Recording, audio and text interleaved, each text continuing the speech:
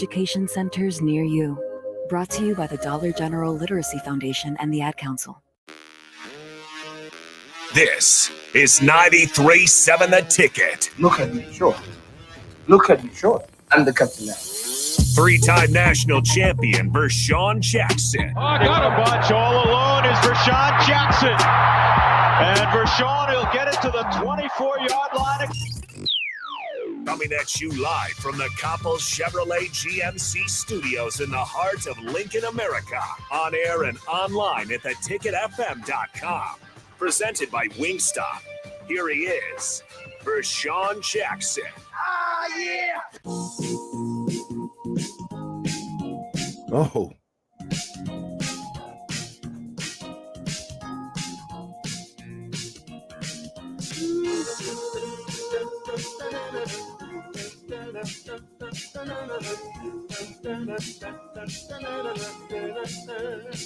Yes! We got to win. Oh, Rico. We got to win. Finally. Man, if you ain't excited on Monday after a win, oh, it's like a baby. Monday. Hey, you had a baby, right? So it's like having a baby, right? You know, they just holler, they just crying. They won't do right. They just crying all over the place. That's us fans. That's what we've been doing. And you know what we got? We got a bottle. You know how calm that was? We got a bottle. Finally. And I was like, oh, that formula was good. That little baby formula. I got full tummy now. It was delicious. I got full tummy. I'm good. Yes. But guess what happens in about 5 to 8 hours? They're going to take the bottle away again? Whoa, they're going to be cranky all over again. We need another bottle. Rutgers. I don't even want to talk. Shout out to Nebraska, the fans, to the staff, all of the staff. That's including Mickey and just everybody. You know, Trev, from the elevator ladies to everybody that was involved in that win. That was beautiful. It was beautiful, Rico. It was fantastic. It got a little dicey. Got a little dicey headed into halftime, but defense. Yeah. Who would have thought? Who would have thought, huh? Yeah. I mean, fourth quarter, we finally dominated the game in the fourth quarter. We totally completely dominated that game. Yeah. That's what black shirts do. That's what Nebraska football is. We are a grinding team. I mean, listen, 52 carries. Right? Whew. Yeah. Granted, we only had 115 yards. But I'll take 52 carries and 115 yards in a win. 2.3 yards per rush. Give it to me. Because there's going to be enough big plays. See, the reason why Trey Palmer was able to be running free a lot of the times was because the run game. Had to honor it. The run game. So those safeties were sniffing up. And before they knew it, you had a guy running behind him. And let me just say this. Trey Palmer, the adjustment to the ball that he made, and the fact that Casey Thompson, who to me is he should be a captain, but Casey Thompson hurled that ball and he caught it in stride. It was not like he broke stride. He had to adjust, but he never broke stride. They were working for that the entire game. I mean, he was throwing, the first drive, 2 beautiful touch passes. The first one to Trey Palmer over the middle, and then the second one for the touchdown to Oliver Martin in the corner of the end zone. That one was just dropped in a bucket. That was a gorgeous throw, by the way. But they were working on that deep ball all game. Casey kept winding up, chucking it down the field. He overshot Trey on, I'm pretty sure it was that exact route earlier in the game, and this time underthrew it a bit, had him run under it. You saw the result. Well, listen, the feeling of the baby's bottle. Let's just call that win the baby's bottle. It's a beginning. Okay. Indiana was the baby's bottle. That's the baby's bottle. We're drinking Similac. We're drinking real milk. We're drinking milk, though. Okay. Yeah, there's no doubt about it. And now maybe we can move up to what's those little jars or those little Gerber things? What are those things Just called? baby food. Just the but it's like peas. There you go. The mush. We want to move up to the mush. If we beat when we beat Rutgers, it's moving up to mush. Mush. Just the mush. The mushy food. Let me just say this. Can you play my Another One Bites the Dust real quick? Because we got to call CARRIKER at 10:15. I'm not forgetting that. Okay. You're not gonna forget it? No. You promise? I promise. Well, I've already told you, so I didn't forget. So okay. Well,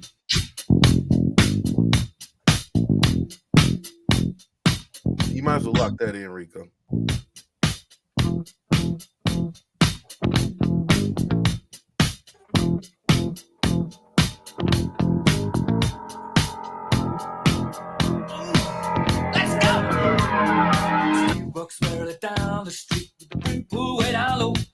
Now, why are we playing this? Do you want to inform the people? Yeah. Oh, let me get to the hook. Okay.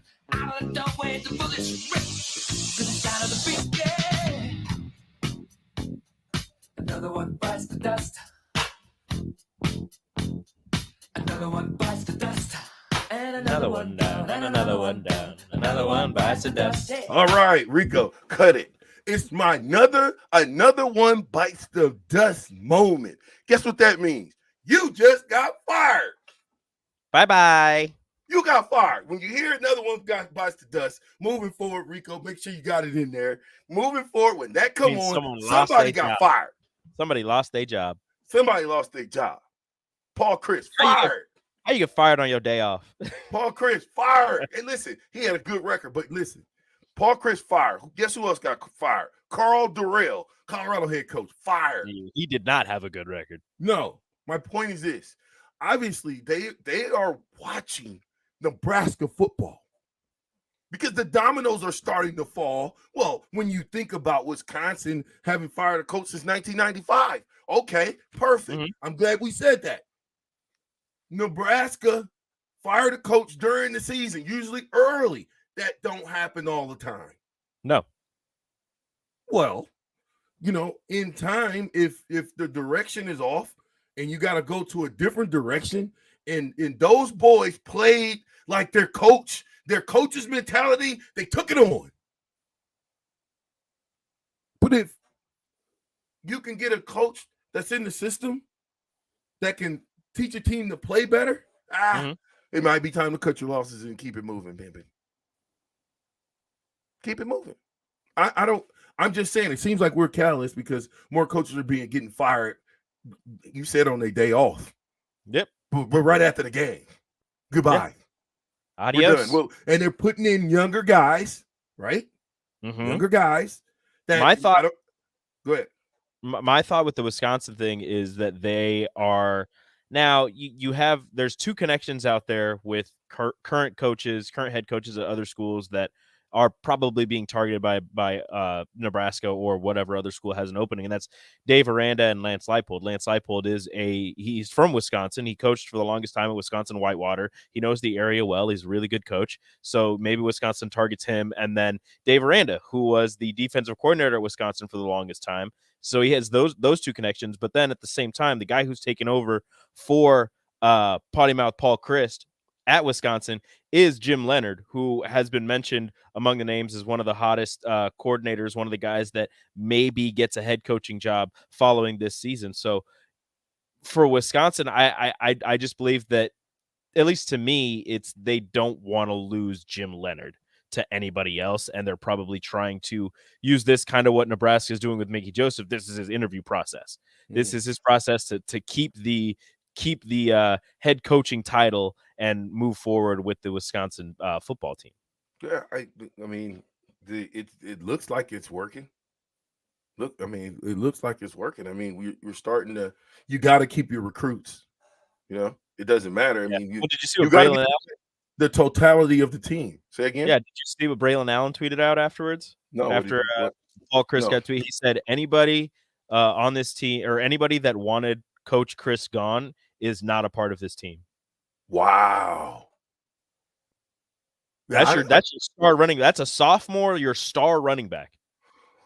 I don't know why he would have got fired though. I get it, but so he had and I'm gonna make this comparison. I don't care what anybody says. It's not the exact comparison, but the records are pretty much the same. He had a one game better record than Bo Pelini did during his time at Nebraska. Paul Chryst did at Wisconsin, but he also had 3 appearances in the Big Ten championship game, multiple New Year's Six Bowl appearances, never finished with less than 9 wins really in a season until I believe last year, possibly the COVID year as well, but that's just because they played less games. But he had multiple seasons of 11 wins, and it's not like they were he wasn't having the greatest stretch these last 3 years. I believe they're 9-8 totality of record in these last 3 years, but 60, I think it's 67-26. Totality of record. I mean, are you going to have some downtrodden times? Yeah, everybody got to get used to the transfer portal. We got to get used to NIL. We got to get used to a lot of different things.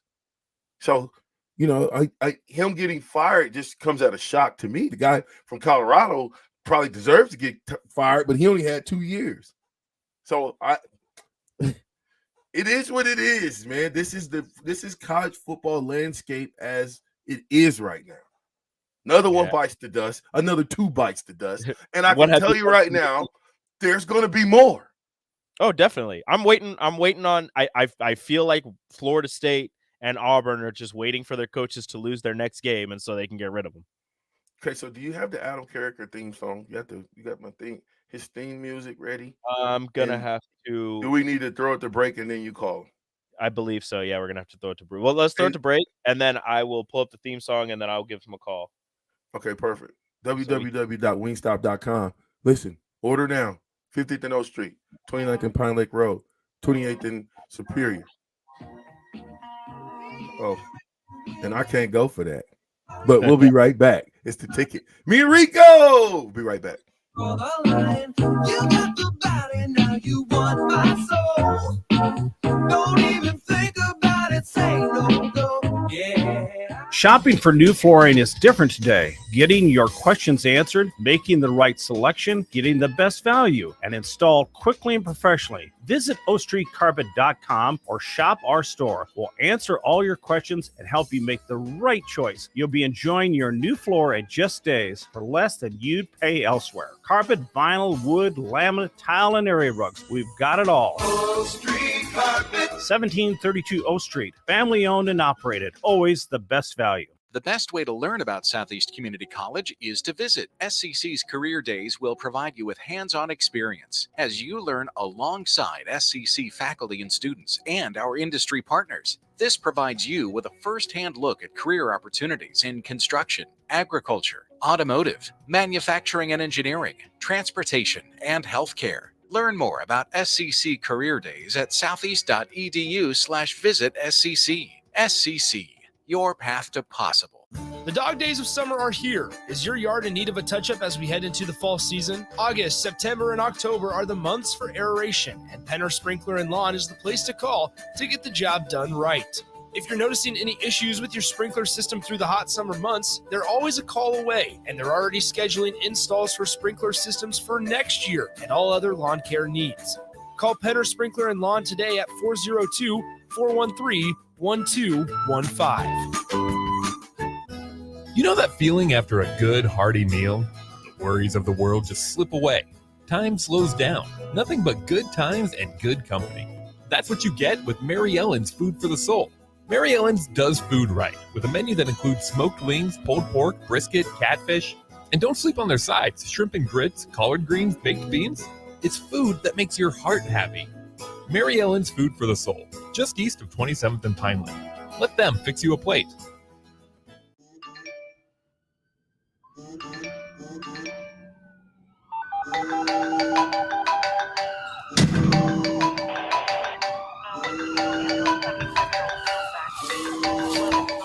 Hey, Mom. Yeah, I got in a crash. I'm okay. I was wearing my seatbelt.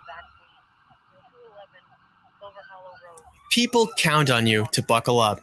Click it or ticket. Brought to you by the NDOT Highway Safety Office. Hey, this is Ernest Hausman. As a linebacker from Nebraska, I know how important it is to have a strong defense and a great playbook. If you are looking for a solid team to have your back, check out my friends at Burke Brown Law.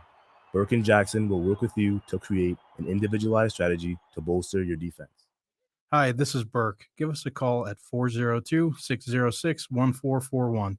With locations in Lincoln and Columbus, we're ready to tackle your needs. Find us online at burkebrownlaw.com. Hey, it's Nicklin Hames from Nebraska Volleyball. I hate wasting time in practice, and I want to help you stop wasting your time when you're looking for an electrician. High Electric has been serving the area for over 30 years for both residential and commercial properties. They are experts in everything like remodeling, new additions, hot tub installation, and more. And they take jobs from Beatrice to Omaha and all towns, big or small, in between. Call them today at 402-466-6606 or learn more at high-electric.com. It's time again for Lincoln's Best Oktoberfest, the 7th annual Piedmont Oktoberfest, October 8th from 5 to 11 p.m. Enjoy dozens of beers, amazing local food, live music, costume contests, stein holding contests, yodeling, and more, with tickets starting at only $33. Live music by the B Street Band, provided by Aloe Fiber, and safe rides home, provided by Z-Trip and the Nebraska Department of Transportation Highway Safety Office. Get your tickets today at the shops at Piedmont.com. Use promo code THETICKET to receive 10% off your complete order. It's the Piedmont Oktoberfest. The shops at Piedmont.com. When you're high, you feel different. You think different, you talk different, you draw different, you listen to music different, but you probably knew that. Problem is, you also drive different, and not in a good way. That's why driving high is illegal everywhere. So if you're high, just don't drive. Make a plan to get a sober ride. Because if you feel different, you drive different. Brought to you by NHTSA and the Ad Council. Hi, Sean Callahan here of HuskerOnline.com, inviting you to join us here on 93.7 The Ticket every Saturday morning. Now in our new time, we're on from 8 to 9 with the weekly Husker Online radio show. We'll give you the latest in recruiting. We'll talk about what's going on with both football, basketball, and we'll probably share a few stories from the inside. It's every Saturday morning right here on 93.7 The Ticket. It's the Husker Online radio show from 8 to 9 a.m. Back with Vershawn Jackson, sponsored by Wingstop on 93.7 The Ticket and theticketfm.com.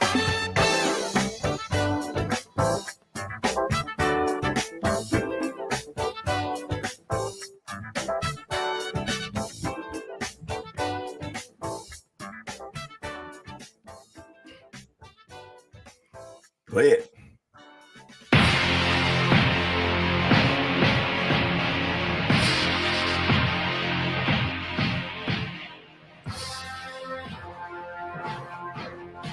What you've all been waiting for. 2 weeks in the making. Adam CARRIKER live after a win. Adam, big fella, what's up? Hey man, Monday seems a lot brighter after a W. It seems brighter, but it's still kind of solemn. You know, it's you know, for me, I woke up like, okay, everything's good, but we're not out of the woods. Oh no, we're far from being out of the woods. Okay. And to me, if I'm being honest, it's not even about the W. Like Indiana, and let's be honest, Rutgers coming into this season, I heard multiple people talk about they're probably the 2 worst teams in the Big Ten as far as talent, skill, all that wonderful stuff. So for me, it's not even about the win.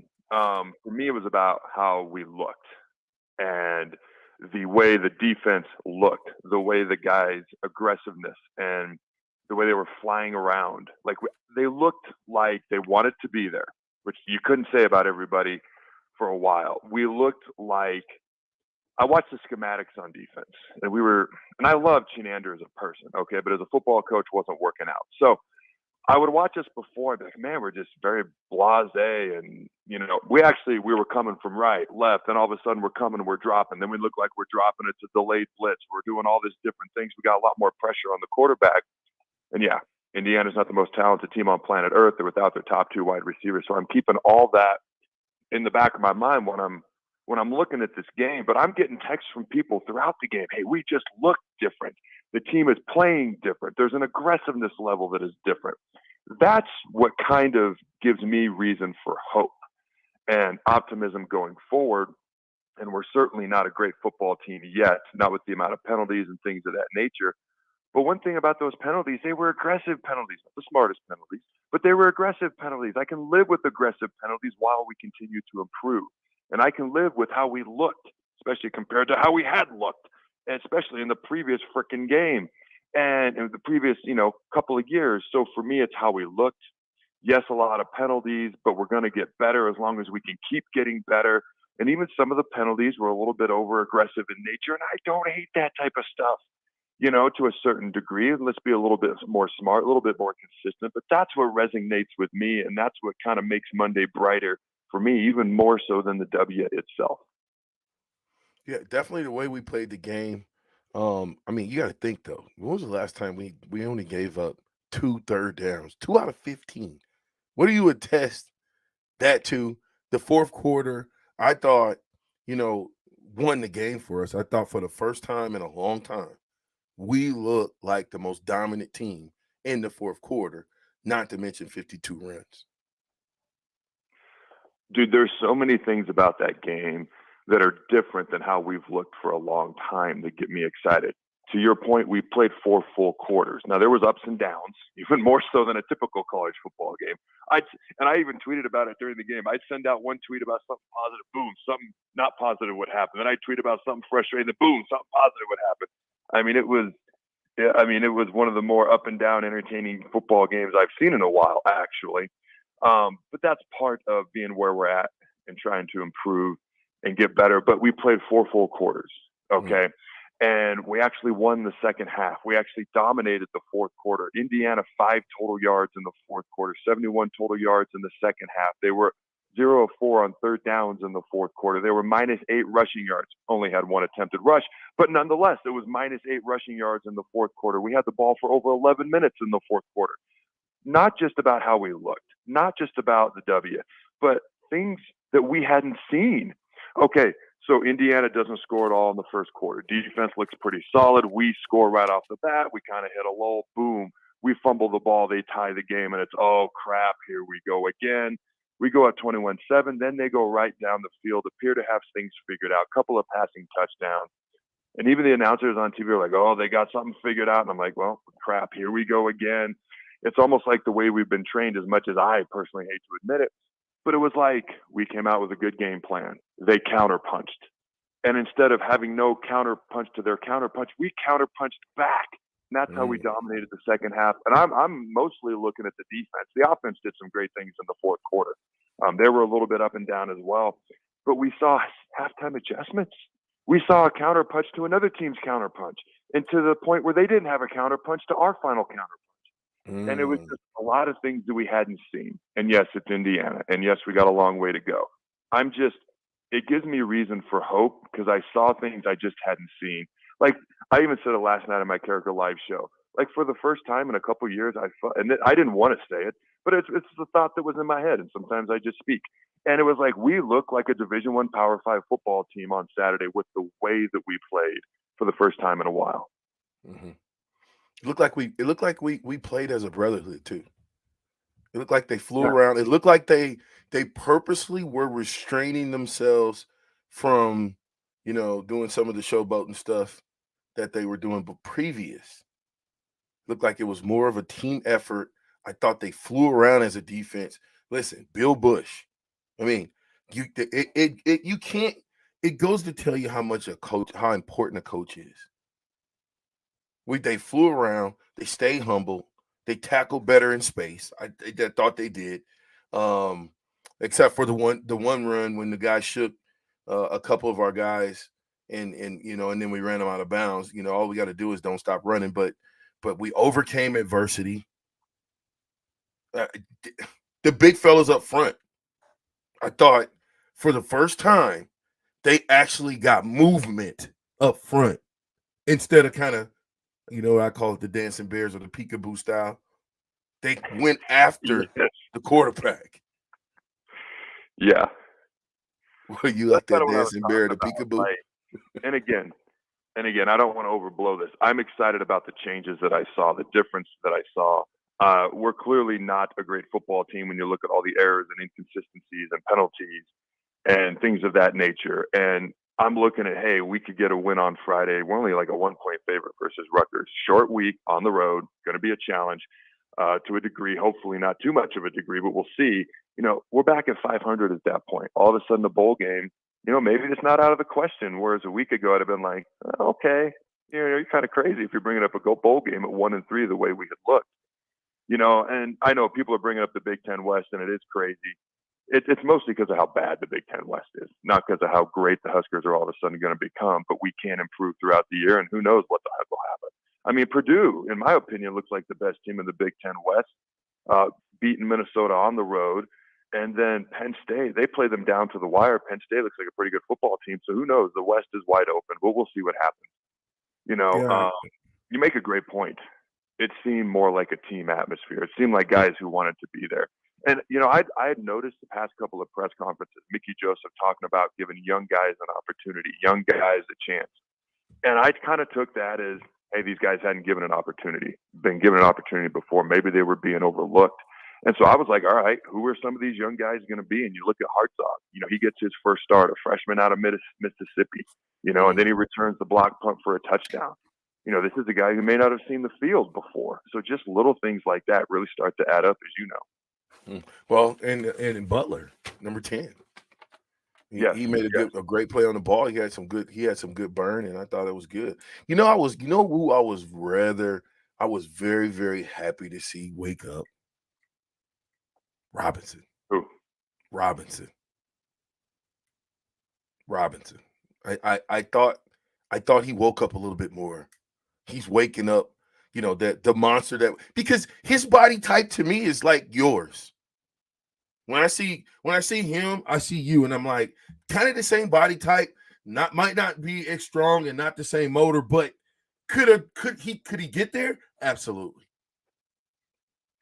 And the fact that he got involved, I think it's the one guy on the defense.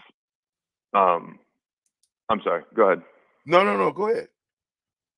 I don't want to say he's the one guy on the defense with an NFL body, but he's the one guy on the defense that I look at and it just screams NFL body on the front, anyways, at the moment. And again, not that there's other guys that don't have NFL potential futures, but when I look at him, I'm like, this guy's an NFL body right now. How are we not getting more out of this guy? And he's by far our most experienced defensive lineman because they're classifying, get Nelson and those other guys as edge rushers. And so to me, it was kind of like, man, I had him on the show a couple of weeks ago and he was honest. He's like, we're not playing good. We're not doing well enough, and him and I kind of chatted about what to do better, how they can do it better. He's got all the answers. Like his answers, I was like, yep, you've clearly been told. How do we get it out of you? And so to me, one of the things I noticed watching the defense that drove me nuts the first 4 games is we constantly looked like we were lined up right most of the time. And about a good portion of the time, we weren't sure if we were lined up right, and we were still lining up as the ball was being snapped at times. On Saturday, and they talked about simplifying things. On Saturday, we were lined up. I can hardly think of a play, a fairly up-tempo offense where we weren't lined up properly, and maybe there's 1 or 2 I missed, but I don't remember any. And then the guys were flying around. So I forget who said it. Somebody was like, you simplify the defense, you have athletes, and you let athletes, be athletic and play fast. And I felt like that's what happened on the defensive side of the ball. And Robinson, maybe there was just a lot of thinking going on, he said before, because that can make a fast player play slow. It can make a strong player play weak if you're busy thinking between the ears the entire time. I don't know. Maybe he was one of those guys being affected by something like that. Yeah, read and react, assignment, alignment. We talked about that, being able to tackle it in space, understanding what you're doing, and then raising the emotion level. I thought when we had those guys got so fired up in the fourth quarter that they starting to understand that that's what we do, regardless. We win, lose, or draw in the fourth quarter. Every Husker team has had that heart to fight you even worse now that we're in the fourth quarter, especially at home. Anytime, but I'm saying, especially in your own backyard. You want to throw your best shots and give somebody your best shot. Who would you give your and listen, I know it might be hard, so if you need two, take two. Who would be your defensive player of the game?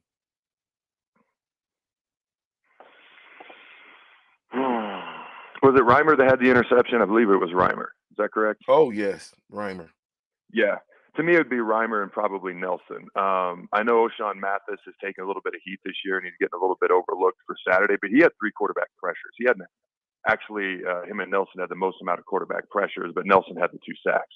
So probably Nelson and Reimer. But, I had a D-line coach in D.C. who used to say, how many offensive plays they run a game? That was Coach Bernie's voice. How many offensive plays they run a game?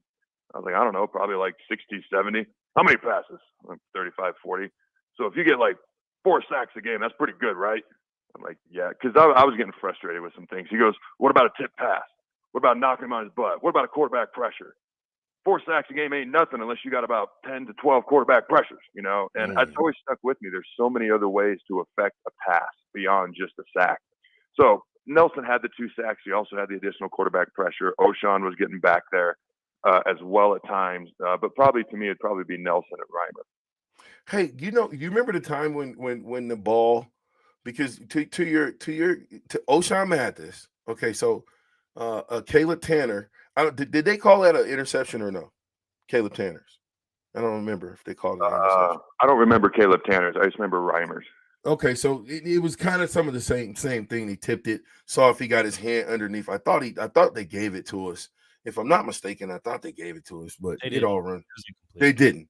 Okay, but on that play, O'Shawn Mathis had enough awareness. He tipped the ball. That's why that ball came out jacked up. When I went back and watched the tape, I was like, oh, wow. He's got enough awareness to know, hey, I can get in and disrupt this play, and more than just sacking the quarterback, to what you're saying.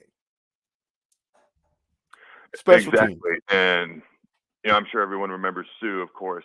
He obviously had a lot of sacks and quarterback hits and whatnot, but he used to have this insane knack. And he's not the tallest D tackle in the world. He had this insane knack for batting passes. J.J. Watt has the same incredible knack for it. It's actually impressive. If I'm being honest, it's something I lacked. I maybe had one batted ball my entire post-high school career. I don't know.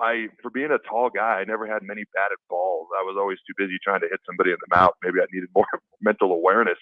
But that's something that not only can it affect that pass, but it affects the quarterback. Because now he's thinking, I got to see around this big, tall guy in front of me. And, what if he gets batted and it's a pick? Being a former high school quarterback, I can speak to that. So it's one of those things. Everything, every hit, every pressure, every guy in his face adds up over the course of a game in a quarterback's mind. Defensive line, what kind of grade would you give him?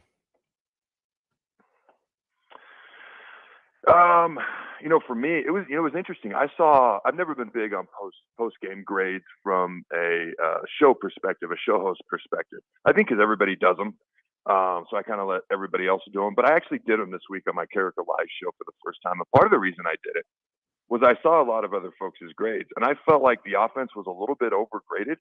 Like I saw a lot of B's for the offense, and again, the offense did some good things. But I think when you look at Anthony Grant. Off the top of my head, I think he had like 32 carries for 136 yards. So that seems misleading.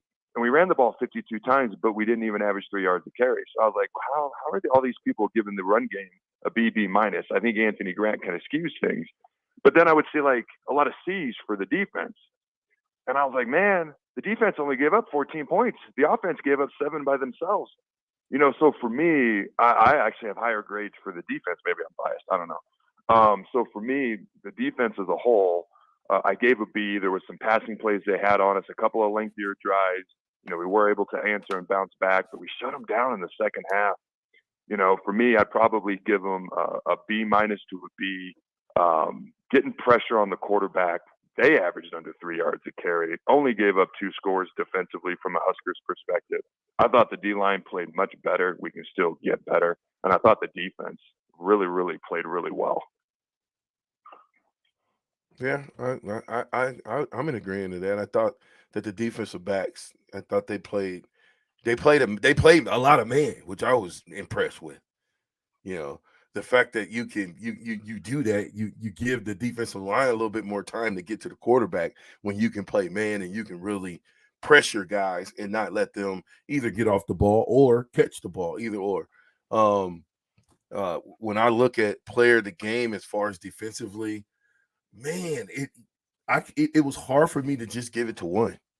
I mean, the true freshman or the freshman came into the game, the defensive back, Harsgaard, and I thought, for his size, I thought they were going to pick on him.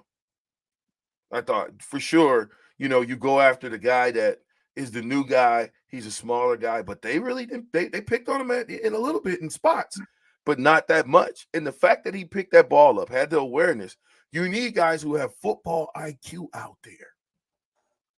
Defensively, I thought Reimer flew around. I think what I saw out of Reimer was the reason why he was preseason All-American or on the watch list, because he flew around and he did some pretty good things just in space that I liked a lot. The defensive line, what can you say about Nelson? The motor. That's the motor, man. That's the bloodline. That's the let me get it done. I'm not going to stop and be relentless to victory. The fact that he does that, like I said, when you get all 11 coming up black shirts to play like Nelson, that's when they get their black shirts back, because that's when they'll truly understand what it means to be a black shirt. How about special teams? A lot of it had to do with the block punt, but I gave him an A. I did. The first block punt, we've taken into the house for a touchdown in 13 years. Baylor 2009 was the last time that happened. And I think that, and I forget what the exact number is, but I'll never forget as a player, maybe you probably had this as well. I had the special teams coordinator sitting in these special teams meetings, and he's like, if you get a punt return, a kick return, or especially a block punt or a block field goal return for a touchdown, it's such a momentum changer. It's such a shift. A lot of times in points, especially if they were going to score and then you can block a field goal, for example, and take it in for points yourself. It's such a swing of points and momentum. The odds of winning the game, 88%, it's stuck in my mind. I don't know if that's accurate, but I felt like that block punt was huge because not long before that, we had just had the fumble in our end zone that they recovered for a touchdown. And it was kind of like, oh boy, here we go again type feeling. And that block punt, I felt like changed everything. It changed the outlook, the momentum, everything of the game going forward. And I know they were able to tie it once we got up by 2 scores. They tied it at 21 again. But I always felt like, for me, it was just like, okay, when are we going to score, take the lead, and then when are we going to put them away? And I didn't really have that feeling until the block punt happened. Because, again, when's the last time we've seen something like that on special teams? Well, I just answered that. But it's been so infrequent and so rare. To me, when you start to see things that you haven't seen, regardless of a W or L, it changes your outlook. And when you actually, special teams becomes a positive instead of a gigantic gaping hole of negativity every game, it changes how you look at the rest of the game. So to me, I gave special teams an A, and I felt like that block punt for a touchdown changed the outlook and the momentum of the entire game for the rest of the game. Yeah, I agree with that. And I want to throw in, I thought on our punt returns, we actually had some returns. We're 4 for 48. If they're kicking it, and that to me, they're kicking it and you catching it at our 45, and you're getting to their 45. It's changing the field. It's changing the mindset. And like I said, special teams, special players make special plays on special teams. And that's what they did. And I look, my hat goes off to Isaac Gifford, man. I thought he played lights out. You got a time for another segment? Yeah, let's do it. All right. We'll be right back with more Adam Carriker. It's the captain, 93.7. The Ticket.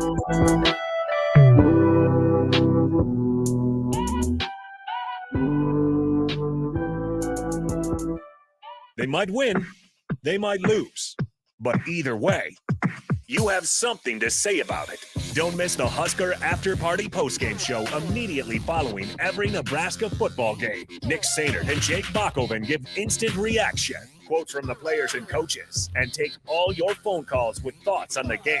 It's the Husker After Party postgame show, only on 93.7 The Ticket and theticketfm.com. Sponsored by Action Plumbing and Heating, Gary Michaels Clothiers, and Brent Excavate.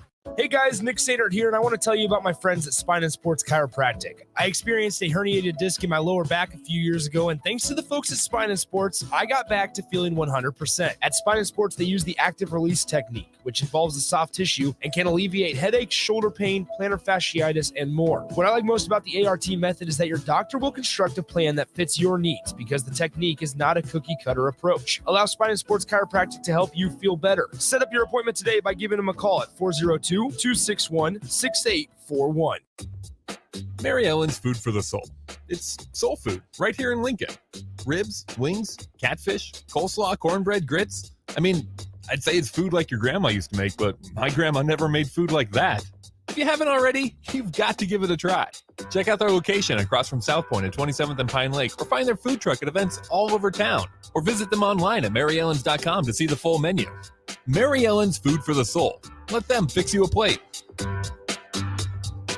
Trendy or traditional, Gary Michaels Clothiers specializes in men's tailored clothing. Off the rack or custom made to measure, there is simply no better shopping experience. Offering designer furnishings, sportswear, shoes, outerwear, and accessories for a man always concerned at looking his best. With world-class tailoring and personal service, all makes Gary Michaels Clothiers Nebraska's premier store for men. Come visit us now at Village Gardens, south of 56th and Pine Lake Road in Lincoln. Hey, this is Ernest Hausman.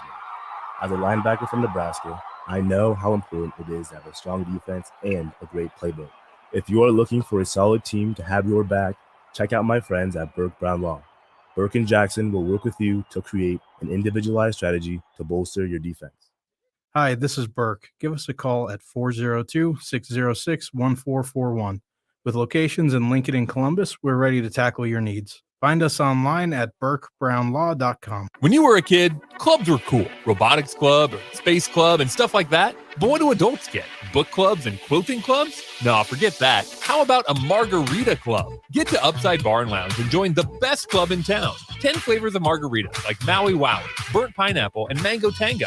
Try all 10 of them and receive your own souvenir margarita glass. Make it your new Monday night tradition. $4 margaritas and $4 taco baskets. Grab the crew and head on over Monday nights or any night. Upside Bar and Lounge at 29th and Pine Lake. College football in Lincoln, America. The time has come. Start your game day off right with the A1 Automotive Ticket Tailgate pregame show. Join the ticket crew live from Tipsy Tina's in the Haymarket as they bring you all the coverage you need to get you ready for the action. It's the A1 Automotive Ticket Tailgate pregame show on 93.7 The Ticket and theticketfm.com. Brought to you by A1 Automotive, Mullen Motors, Wall to Wall Wine and Spirits, Bauer Underground, Ben Bleicher with Professional Realty Group, and Ritchie Brothers. Steve's Garage Doors and Services is under new management, but has the same great service as before. If your current garage door seems outdated or isn't working properly, call their new number at 402-480-2840 to schedule service or get a new door ordered. Steve's can repair most types of garage doors and can always point you in the right direction to get the job done. Give Steve's Garage Doors and Services a call today at 402-480-2840. That's 402-480-2840. Put a frog in a pot of boiling water and it'll jump right out. But put a frog in a pot of cool water and slowly heat it up, that frog will boil. As a metaphor for us and all that we go through as veterans, it's a story that rings true. We learn to endure the heat in silence. We apply what we learn to life, the bills, the job, the family, things we're expected to handle with ease. When life heats up around us, we just try to stay afloat. We let the water boil. Reaching out isn't easy, but you've never been interested in easy. You join because you are not afraid of hard work. You are not a frog. If you or a veteran you know needs support, don't wait until the water boils. Reach out. Find resources at va.gov/reach. That's va.gov/reach. Brought to you by the United States Department of Veterans Affairs and the Ad Council. Back with Vershawn Jackson, sponsored by Wingstop on 93.7 The Ticket and theticketfm.com.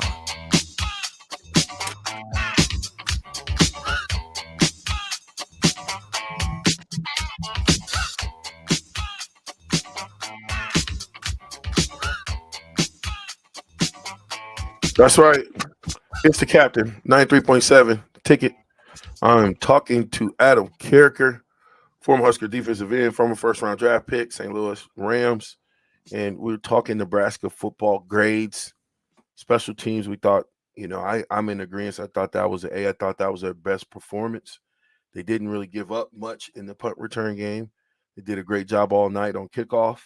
I thought guys were more physical than I've ever seen run down on kickoffs. It was awesome to see the physicality of us knocking people down instead of us getting knocked down. Offensively, give me your takes offensively. Well, to kind of put a bow on special teams, you talked about 4 returns. I think you said 48 yards. So I'll never forget, every special teams coordinator I ever had said on a return, you want to get a first down every time you return the ball. And so when you are averaging over 10 yards of return, you're averaging over a first down every time you return the ball. So obviously that's a good job right there. Offensively, kind of came out on fire, cooled off a little bit. Always of our first 5 games, 4 of our opening drives have gone for touchdowns. So it's something we tend to do, which is, great coming in with a ready-made game plan that works way more often than not. For me, Anthony Grant is a beast. The offensive line played better at times. I do think we got to fix the right tackle spots. Hunter Anthony came in at one point. I thought the offensive line played as good as it had all year. And then he comes out, and then there's a little bit of a regression on that side. So for me, somebody's got to explain to me why a change isn't made right there. Because to me, that's something that's really hindering the offense. Somebody's got to help me out with that. Trey Palmer, obviously a beast at wide receiver, doing some really good things. You could argue maybe he was the overall player of the game on Saturday. Certainly had a lot of stats, made a lot of good plays. So for me, the offense, I felt like the defense carried the game for a while, at least until the fourth quarter. And then the offense, like I said, had the ball for over 11 minutes, and they put up a couple of scores to put the game away. So I thought in the beginning and the end of the game was when they played their best ball on Saturday. Yeah, the fourth quarter they really woke up. We saw 3 backs. You saw Anthony, or you saw Gant, you saw Grant, you saw Gabe Irvin, and I think the fact that you're starting to see us morph into an identity. Our offense has an identity when I believe, try to get the run game going. I thought Hunter Anthony was a breath of fresh air to see a guy actually pit bulling people, trying to knock people down, trying to get after people. I watched him a couple times drive guys all the way into the end zone. And that to me, and when guys get a little chippery when they're getting drove 5 yards off the ball, and I think finding that consistency of that offensive line is going to be the key moving forward, because you can't continue to get. I mean, when he took that hit on his shoulder, man, that was a big hit. And let me tell you, it was almost like a jailbreak, and so he's unabated. I mean, could you imagine even now, Carriker, be going unabated at Casey? I mean, even now it would hurt. You got so many ways if you got a chance to get underneath his shoulder pads, if you drove him into oblivion, what would happen? No, you're absolutely right. Can I share a funny little story? My brother-in-law, I'm pretty good friends with him. He's a skinny guy. He's about 6'4", I don't know, 180 maybe. Like he's a tall, skinny dude. A few years ago, he's like, "Hey man, can I just put on pads? You put on pads, and you fly off the ball. I'll be the quarterback, and you just hit me as hard as you can." Oh, no. I was like, no. Number one, I don't want to get charged for murder. Number two, I don't want to end up divorced from your sister. I was like, and it's just like, to him, I don't think he had a concept of what was going to happen. I think he thought he did, and it would be a few bruises and he'd be laughing. And I'm like, no, dude, like, that's not what's going to happen, man.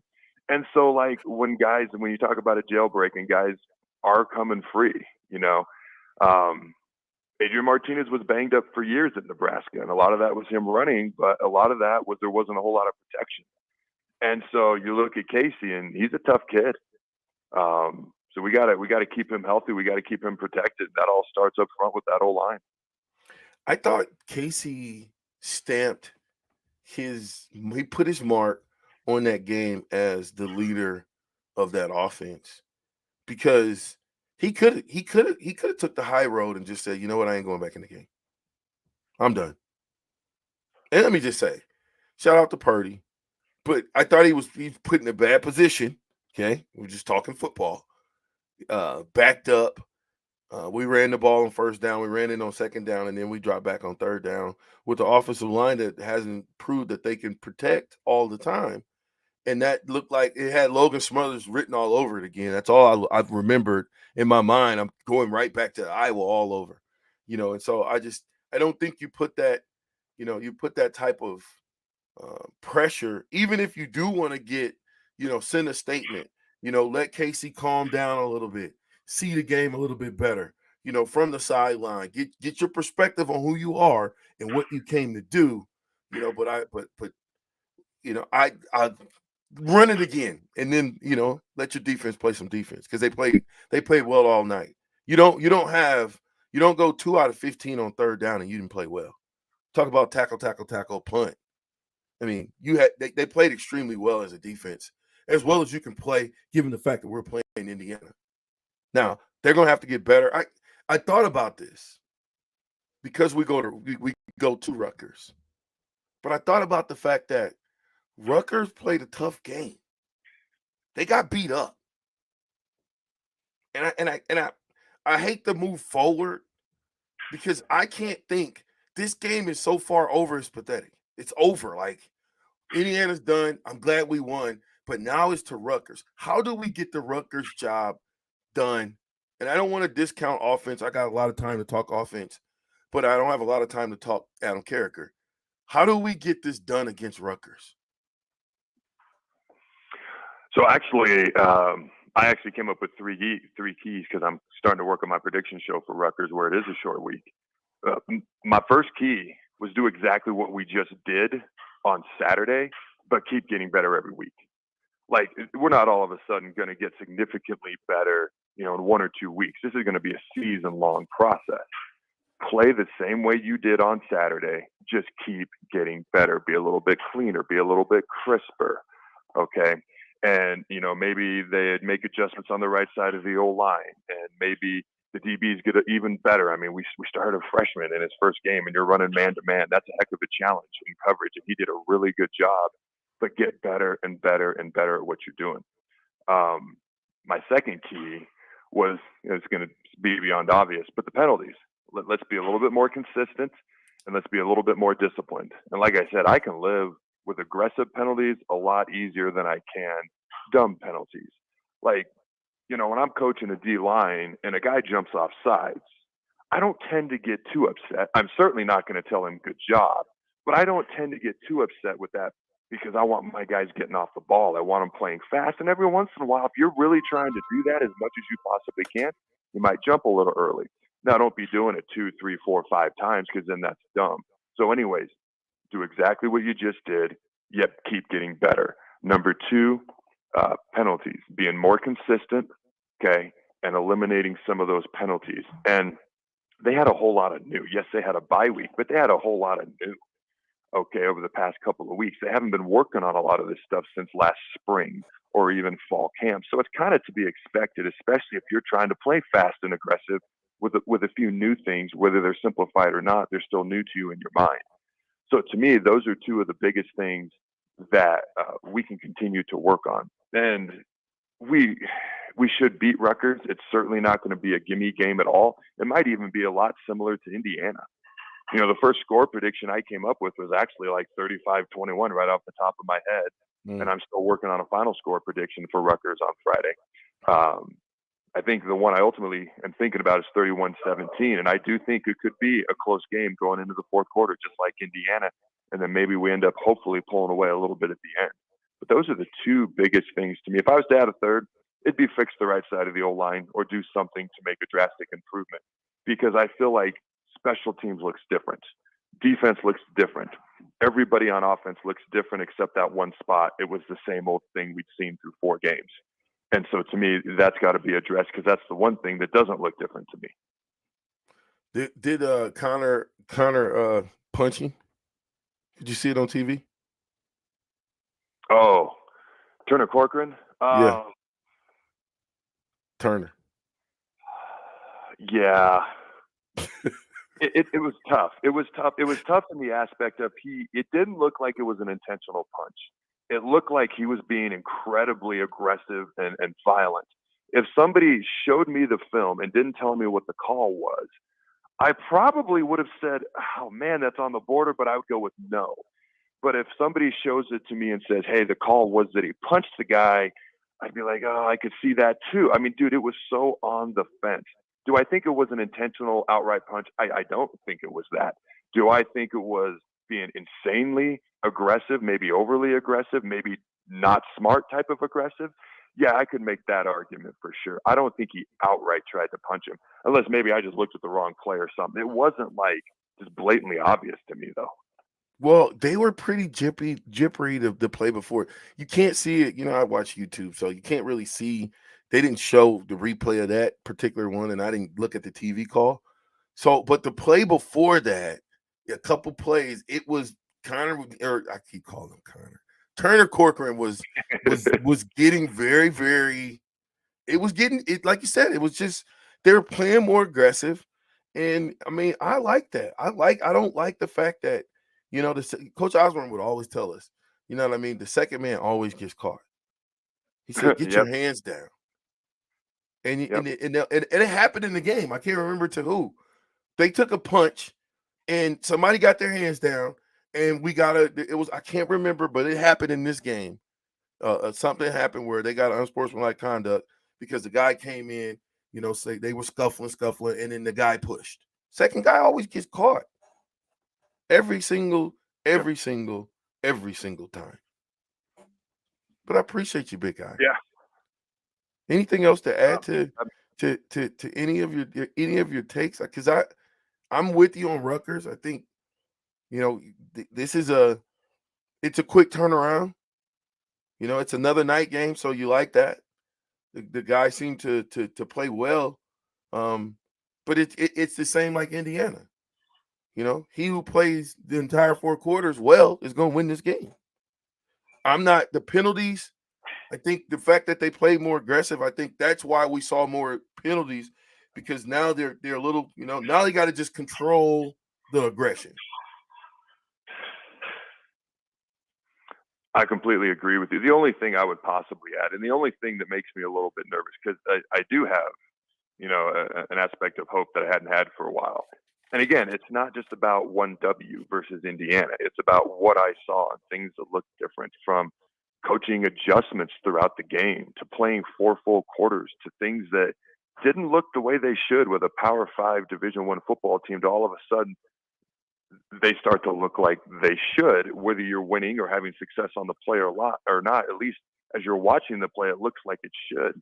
The only thing that makes me nervous, and I've seen it in the past, a coach gets let go, a new coach comes in, you have a bye week. Those things always tend to revolve around each other. A new coach and a bye week, not always, but more often than not. And a lot of times the team comes out with a bunch of energy, and they come out and they look different. They get a win or two and they look really good. Sometimes it continues through the rest of the year, and you can see that steady improvement. Sometimes the newness wears off after a couple, 3 weeks, and then you see a regression.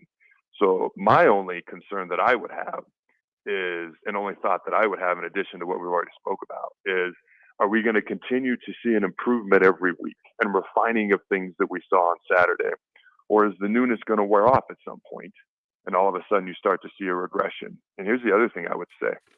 Like, we're talking about all these different coaching candidates, all right? I'm not even going to say the names because we've seen them and heard them 40,000 times already, and we already have a long season still ahead of us. But the guy who is in control of the Nebraska head coaching position for next year is Mickey Joseph, because he's the coach right now. Ultimately, somebody else makes the decision, but he's the guy in control right now. If we see steady improvement throughout the season and we don't see a regression, I'm rooting for a guy like Mickey, because he is the best option. He is the best choice. If he can, man, we were so bad. I mean, I don't know how else to put it. We were so bad. And if we can just look better and better and better, that's a heck of a coaching job right there. And I say this because I'm starting to hear players, I want to ride with Mickey. Mickey's our guy. So my only other thought is don't Bo Pelini this thing, because it drove me nuts when the players would try to stand up for Bo verbally, and then they'd go out and they'd get blown out by a top 25 team on national television. But then they'd stand up for him at the press conference that following week.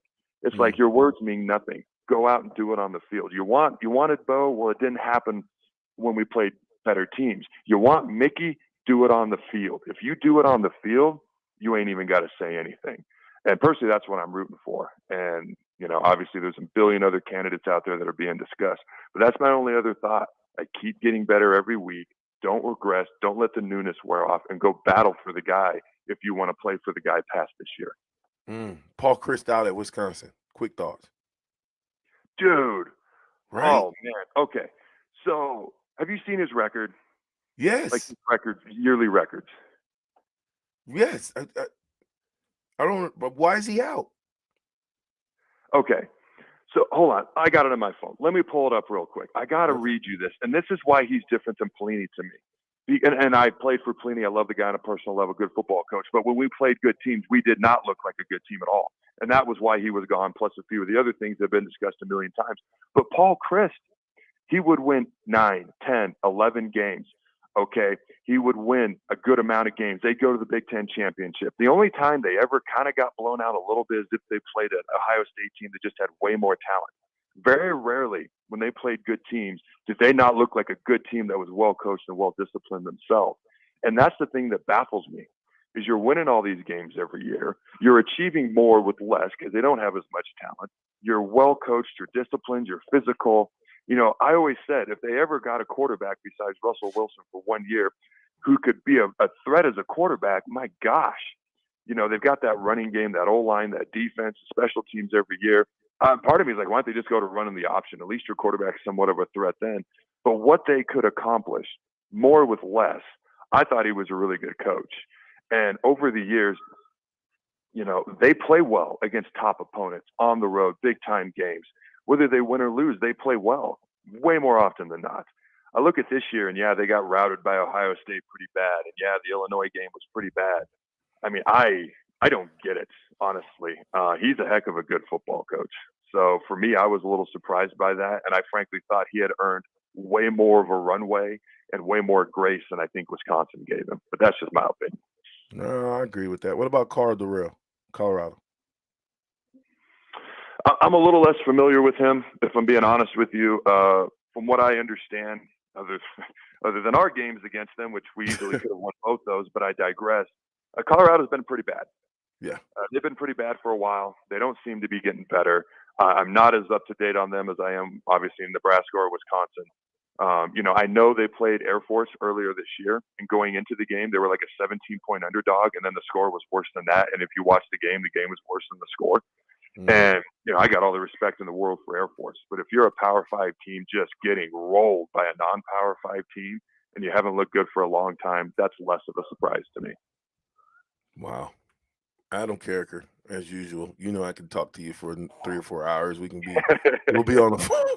For sure. Running our But I appreciate you, man, as usual. I look forward to hopefully coming back here and having the exact same Monday conversation. Maybe being a little bit more excited after a win against Rutgers. You want to give us the 411 when they can catch Adam Carriker live and tell them to always remember the what? Hey, Carriker Chronicles. Check it out on YouTube. My gut reactions following every game. They're usually up within 30 minutes to an hour. And then Carriker Live every Sunday night, 8 p.m. Central Time, my Facebook page. And until next time, go Big Red Nose. Remember, throw the bone. That's right. Adam Carriker on 93.7 The Ticket, the captain. We'll be right back.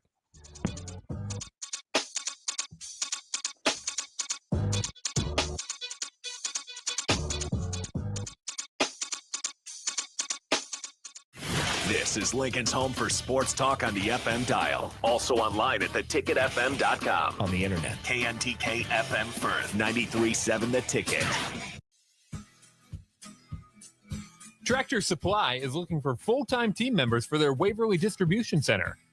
Applicants can expect a 3- and 4-day work week schedule with additional overtime days with both day and night shift schedules available. Stand-up forklift and high-reach forklift experience is a plus for open positions, but they're willing to train for those without experience.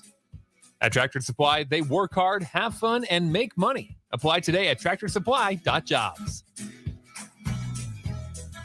Trendy or traditional, Gary Michaels Clothiers specializes in men's tailored clothing. Off the rack or custom made to measure, there is simply no better shopping experience. Offering designer furnishings, sportswear, shoes, outerwear, and accessories for a man always concerned at looking his best. With world-class tailoring and personal service, all makes Gary Michaels Clothiers Nebraska's premier store for men. Come visit us now at Village Gardens, south of 56th and Pine Lake Road in Lincoln. It's time again for Lincoln's Best Oktoberfest, the 7th annual Piedmont Oktoberfest, October 8th from 5 to 11 p.m. Enjoy dozens of beers, amazing local food, live music, costume contests, stein holding contests, yodeling, and more, with tickets starting at only $33. Live music by the B Street Band, provided by Aloe Fiber, and safe rides home, provided by Z-Trip and the Nebraska Department of Transportation Highway Safety Office. Get your tickets today at the shopsatpiedmont.com. Use promo code the ticket to receive 10% off your complete order. It's the Piedmont Oktoberfest, the shops at Piedmont.com. This is Dan Friedman. Between 2010 and 2019, distracted driving caused more than 40,000 car crashes in Nebraska, resulting in over 14,000 severe injuries and deaths. Please keep your eyes on the road. If you have a smartphone, put it away while you're behind the wheel. It will help keep our community safe and secure. This message is brought to you by Friedman Law Offices. Helping injured people. It's what we do. It's all we do. Find us at freedmanlaw.com today. Problem gambling affects millions of Americans daily, of all ages and walks of life. If your loved one is struggling with addiction, contact Choices Treatment Center's 24-hour helpline at 402-476-2300. That's 402-476-2300. Steve's Garage Doors and Services is under new management, but has the same great service as before. If your current garage door seems outdated or isn't working properly, call their new number at 402-480-2840 to schedule service or get a new door ordered. Steve's can repair most types of garage doors and can always point you in the right direction to get the job done. Give Steve's Garage Doors and Services a call today at 402-480-2840. That's 402-480-2840. Life-changing research doesn't just take place in outer space. It's also happening right here in Nebraska, and you could play a key role. Solarion, one of the world's leading clinical research organizations, needs healthy adults who are 19 years old and older for a research opportunity. If you qualify, you could earn up to $500 a day for time and travel. Overnight stays may be required. To learn more, call Solarion at 866-213-2965 or visit helpresearch.com/500. This message is for Shauna, my mom, who just finished her high school diploma. I wanted to say I'm so proud of you for finishing school. You told me it's never too late to achieve your dreams. I hope to make you as proud as you have made me. When you graduate, they graduate. Finish your high school diploma for you and for them. Visit finishyourdiploma.org to find free and supportive adult education centers near you. Brought to you by the Dollar General Literacy Foundation and the Ad Council. This is 93.7 The Ticket. Look at me, sure. Look at me, sure. I'm the captain now. Three-time national champion Vershawn Jackson. Oh, got a bunch all alone is Vershawn Jackson. And Vershawn will get it to the 24-yard line. Coming at you live from the Coppels Chevrolet GMC studios in the heart of Lincoln, America. On air and online at theticketfm.com. Presented by Wingstop. Here he is, Vershawn Jackson. Ah, yeah!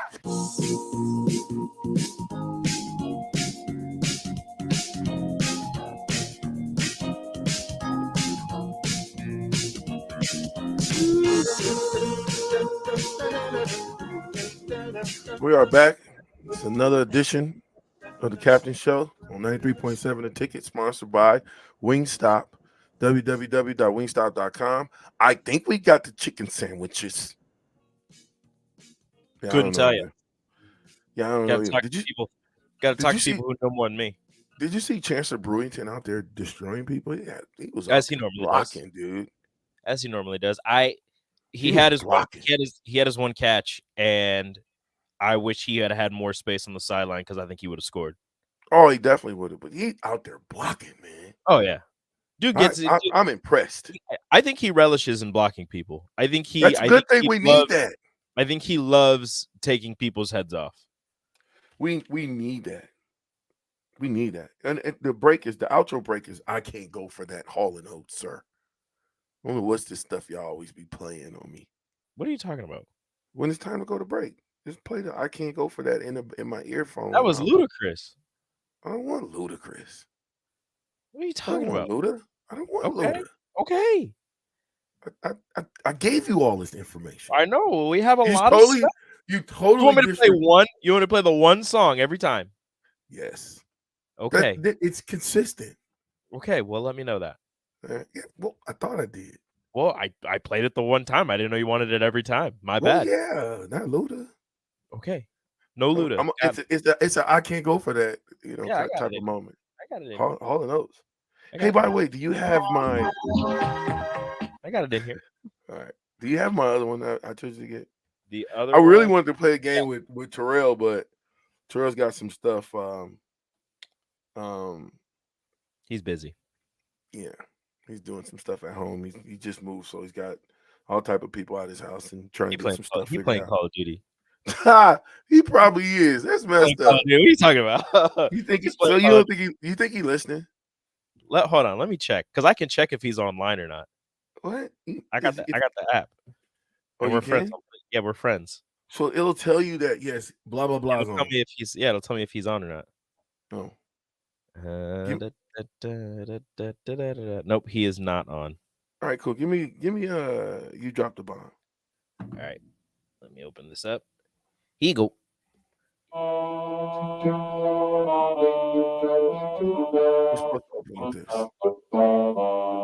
I don't know anything about this.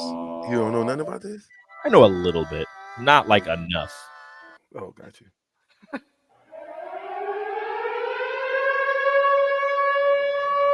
Sometimes people don't know because of the beginning. Throw people off. But then when you hear it come in. Yeah. I recognized it. What is it?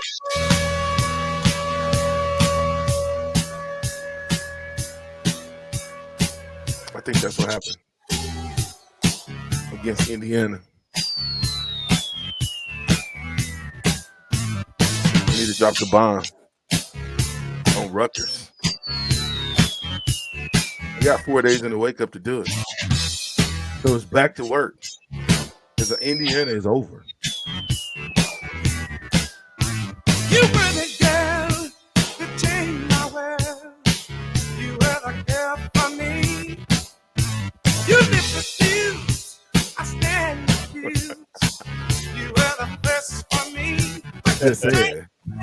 You changed my moment. Baby, you just a bomb on me.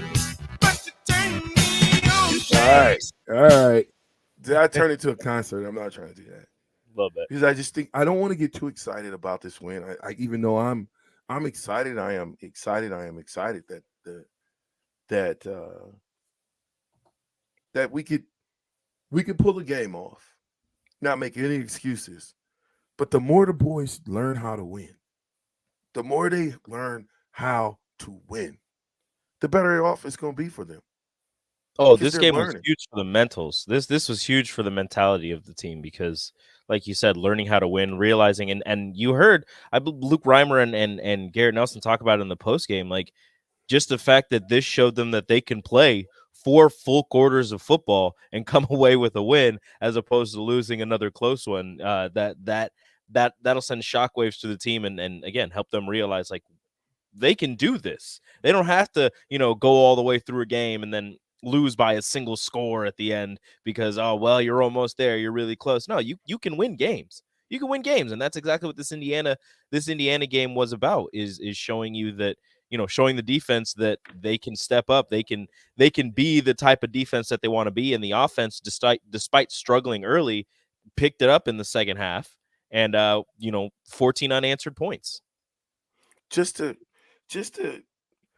see Nelson's face at the press conference in the fact that he was so There was so much excited about relief. winning. Yeah, There was so right? much relief from all of them. Like there's like a weight had been lifted off of everybody's back. Like they could celebrate. They could celebrate. You saw them celebrating in the locker room. I think we actually give me 1 second right here. In the locker room, they were happy. They were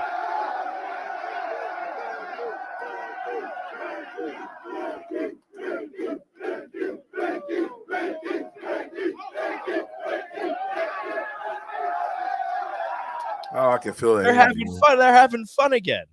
Well, when your coach helps you and they lead you to a victory, that's what happens. Like I was saying in the your team start to pregame. say, "We love you." Yeah, I was saying in the pregame, like something that was kind of, not really swept under the rug, but nobody was talking about, and I for good reason. But my thing was, I wanted them to have a reason to dance on the sideline going into the fourth quarter. Granted, they were tied at 21 going into the fourth quarter, but they were playing a really good game. If you got the light show, you're a night game, you got the whole thing going on. You have a reason, like against Michigan when they were dancing on the sideline because they were playing a great game. I believe they might have been up at the time. They could have been just really close, but dancing on the sideline, having fun, being able to show those emotions and still be able to go back out there and play a full quarter of football and kind of show how much better than a team you are. Well, I mean, 100%. Fourth quarter, when you win in the fourth quarter, that's a domination. I don't care what nobody say. You're in a fight. It's not like Indiana was going to go out quietly, and they were 3-1. I don't care the fact that who they played, but they were 3-1. So it was a decently coached football team, and they put up a fight. And I thought that at the end of the day, the better team won the football game. The team that excelled in the fourth quarter, the team that said, "Okay, we're close. Let's let them know who's winning." And again, I mean the fans were awesome. I mean the atmosphere was awesome. I mean, Indiana had to call a timeout on their very first play of the game. Dude, it was like loud. that's how rowdy the crowd was. Well, and I think that's a good thing. Their first drive is scripted. Like you know what plays you're going to run, and even then they were thrown off. Well, if you can't hear, it makes it tough. Exactly. I've been out there before. I've been out there. I remember they used to give us these little ear deals you can put in your ear where you can hear a little bit better, and it knocks out all of the noise. I could never play with them because every time I would hit, it would fall. It would come out. So I just said, you know what? I just got to wait to movement. And I can't, you look at your peripheral vision, and when my tackle moved, I kind of moved. In those, not that we were in those situations all the time, but when we were, you know what I mean? You better have a fail-safe to understanding crowd noise and how to get through the crowd noise. Listen, Trey Palmer, dude. Balled out. Yeah. Here's what I'm saying about Mickey Joseph and being the coach, right? The guys that he went and got are guys, and all the guys are balling, but Casey Thompson, Trey Palmer, Grant, Anthony Grant. I mean, all of the transfers are balling out. Well, I mean, on offense. Yeah. I was glad to see what was the guy that does the show with New Italy? Brent Banks. Yeah, I was happy to see him get in the game. Granted, not the greatest situation, but he got in the game and he played well. Well, he mixed it up. Yeah. I like that. He got in, he mixed it up, he fought a little bit, and I like that. You listen, it's football. Remember I said that last Friday. It's football. If we wanted to play another sport, then that'd be different. But the fact that we want to play football and we play football in Nebraska means we got to play it at a high level and we got to be aggressively playing it. And if we're going to make mistakes, let's do it 100 miles an hour. I didn't like Cochran. What is his name again? Turner Corcoran. Turner. I didn't like Turner Corcoran doing that because of the situation. He wasn't. I've watched him multiple times. I still don't see a punch. I see him finishing a block. He knocked the guy down and he was pushing him down to keep him down. But the way that he knocked him down, he had to turn around. When he went to turn around and extend his hands hit his helmet first. I don't think he's it wasn't a swing. See, I haven't saw it. Not in my eyes. Oh. I'll try and find the video and I'll send it to you. Not in my eyes. It looks like he's trying to finish the block, get down, because you see his whole body like goes down on top of him. It's not like he swings and then like keeps going the other way. He goes down to finish the pancake. But I mean, does that mean let's just say that is it? Is he out for Rutgers? I don't believe so. So like the referee told Mickey, and Mickey told us in the post game that they're gonna review it, and if the ref told Mickey, if I made a bad call, just call into the Big Ten offices, and you can challenge that or whatever. I don't think he has to sit out against Rutgers, because when did that happen? That happened early, or did that happen third quarter? I don't remember when. If it happened, it was a tough stretch, and I thought it was in the third because remember he got a penalty, he got a holding call, yeah, and the guy knocked him back a little bit. They had some pretty good defensive ends over there. They had some good moves, is what I'm saying. Because he also got the penalty pulling the guy off of Casey after he got his helmet twisted up. He was the one that pulled the guy off and got the personal foul, the unnecessary roughness or whatever. That's why he got kicked out of the game, is because the punch was his second one. He ejected himself. Well, he got 2 personal fouls. Yeah. Well, I just wonder if they had to sit out. I thought it was a rule. Yeah. To where if they get ejected. Yeah, depending on, I know the text line will let me know. Second quarter. So he won't have.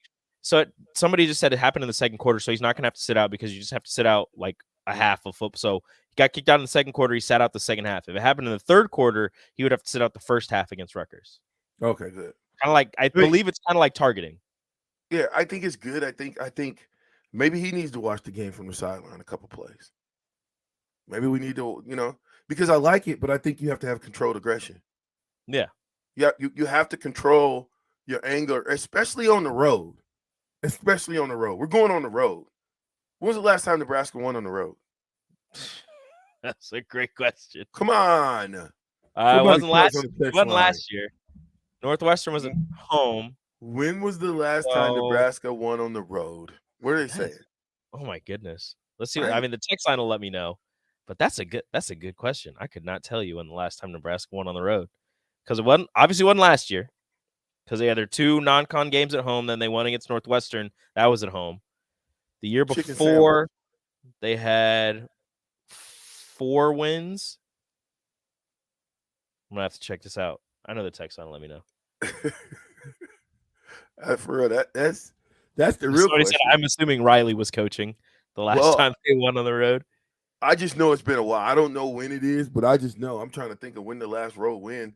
Seems like either at Northwestern, checking 2020, Purdue. It was somebody we won on the road, but I thought it was like 18.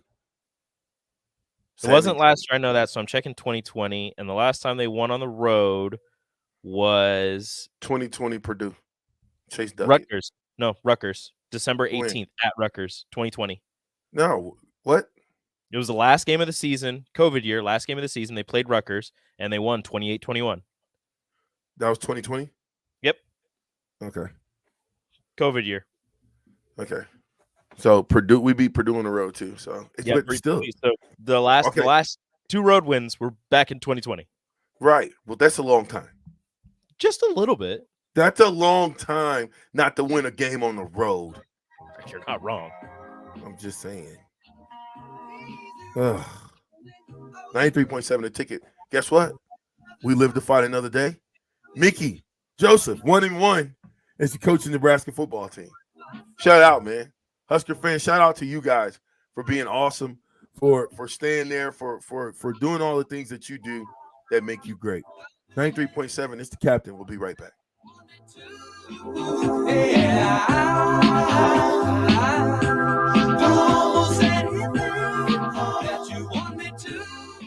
Steve's Garage Doors and Services is under new management, but has the same great service as before. If your current garage door seems outdated or isn't working properly, call their new number at 402-480-2840 to schedule service or get a new door ordered. Steve's can repair most types of garage doors and can always point you in the right direction to get the job done.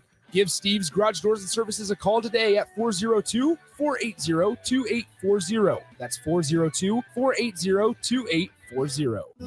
You know that feeling after a good, hearty meal? The worries of the world just slip away. Time slows down. Nothing but good times and good company. That's what you get with Mary Ellen's Food for the Soul. Mary Ellen's does food right, with a menu that includes smoked wings, pulled pork, brisket, catfish, And don't sleep on their sides. Shrimp and grits, collard greens, baked beans. It's food that makes your heart happy. Mary Ellen's Food for the Soul, just east of 27th and Pineland. Let them fix you a plate.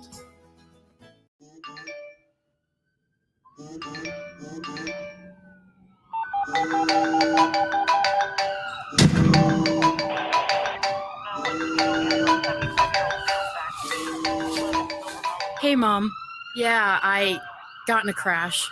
I'm okay. I was wearing my seatbelt. People count on you to buckle up. Click it or ticket. Brought to you by the NDOT Highway Safety Office. Hi, this is Kurt, your shop manager at A1 Automotive here in downtown Lincoln. My promise to you is this: you won't find another automotive repair facility that genuinely cares about you and your vehicle. Our service is outstanding and our customer service is better. Please give me a call for all your automotive repair questions and needs. Call me at 402-477-4660. We were built on small town values, and that shows in how we treat others. A1 Automotive, always honest answers. Sunday morning. It's quiet, not in a weird, too quiet way. Calm, peaceful, tranquil.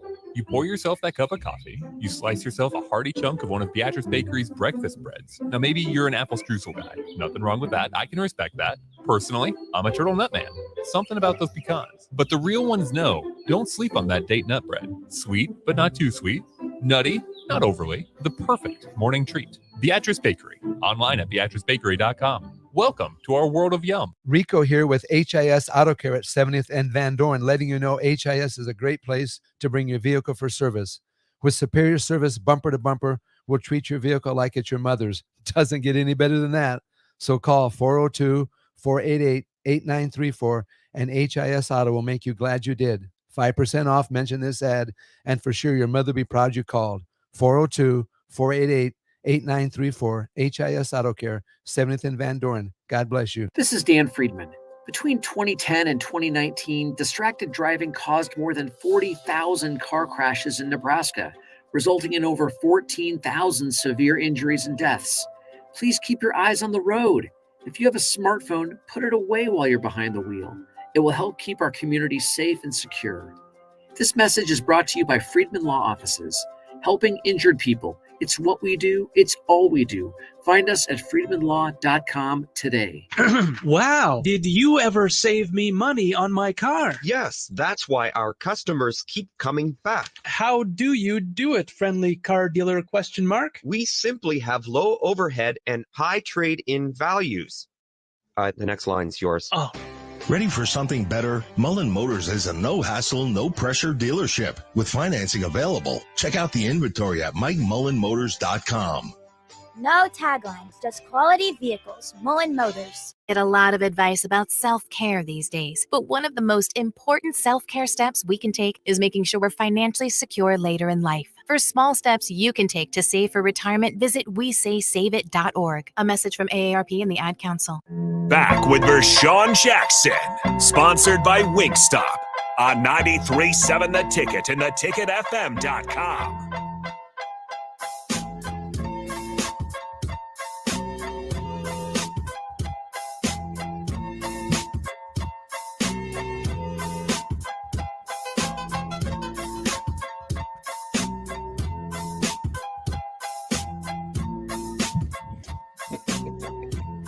We are back. Welcome back to the Captain Show, sponsored by Wingstop, home of the chicken sandwich, the new home of the chicken sandwiches. Grant, 32 carries, 136 yards. Dude, the fact that he carried the ball 32 times, I am my hats off to him. If I'm giving out game balls on offense, Grant gets a game ball. I think Trey Palmer, obviously. Well, you got to go Trey Palmer. I think he was the target in 9 times, and I believe he came up with 8 big catches, and all those catches were huge catches in the game. You know that. I mean, 3 running backs. You know who else gets the game ball? You know who else gets the game ball? Brian Buschini. Well, Yes. He did. 8 punts for 313 yards. A long of 54, pinned him inside the 20 3 times. Wow. How about Oliver Martin? I know. How about Oliver Martin, though? Oliver Martin, 3 receptions, 65 yards, and a touchdown. That first touchdown of the game, just right over the shoulder. Casey Thompson drops it in the bucket. Oliver Martin reels it in. Just gorgeous. Just gorgeous. Beautiful. 18 for 27 for a touchdown and 270 yards. But here's the deal. Here's what I like about it. I thought he got 2 touchdowns. He ran one. Okay, good. He ran one, and he also had a rushing. Okay, so but he got sacked 3 times. Yeah, we got to clean that up. We can't. Yeah. Well, because I don't want to take anything away from. I don't want to take anything away from him. But I have to be careful how I say this. There were times where it looked like he had time, and I'm not down there. I can't see the rest of the field. It looked like he had time to make a decision, and he held onto the ball for a longer period of time and took a hit or took an unnecessary hit or took a sack. And again, I don't know what's going on down the field. I couldn't see it from the TV broadcast because they're not showing all the way down the field. But it seemed as if there was enough time for him to make a decision whether to tuck it and maybe run and get a couple of yards or get out of the pocket and throw the ball away. Or I don't know if anybody was open, take a shot downfield or something. But there were a couple instances where it seemed like he was holding the ball for an extended period of time, despite the offensive line giving him enough time to make a decision. And like I said, but he did great. I'm not trying to take anything away from him. He did great. Yeah, no, I'm with you. I'm glad that they didn't have their best 2 receivers there. Good for us. You know what I mean? I mean, it is. It really is. It's good for us. I Next man up mentality. I mean, Nebraska was starting a true freshman at corner. So even if you don't have your 2 best receivers, you still got guys who have been there for a while. You're going up against a true freshman, still couldn't take advantage of it. Malcolm Hartzog played his heart out. Yeah, you got to think that they're going to come at him, though. You know, at some point they're going to come at him. I thought they would. He's 5'7". Yeah, well, they're going to come at him. I guarantee it. But I think he's up for the task. I don't think they would have threw him out there if he didn't have enough juice to get it handled. He's listed as the starter with Tommy Hill at that corner spot now on the. No, he's the starter now. Release. I would imagine he's the starter. It's got Malcolm first, then Tommy Hill. So. Okay, well that's cool. 1A, 1B. Yep. But the first guy is 1-3. He played great. They were throwing those. Indiana was throwing those back shoulder fades like they were going out of style, and they were. I don't know how often they practice those, but they were doing a fantastic job adjusting in the air to those back shoulder throws that Bazelak was tossing them.